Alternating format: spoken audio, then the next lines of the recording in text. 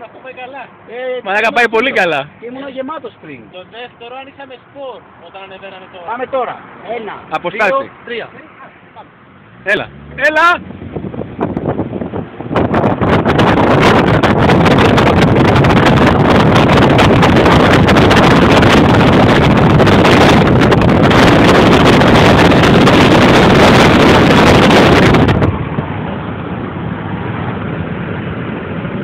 Έλα ρε. Δεν μαζεύει ρε. Τελική!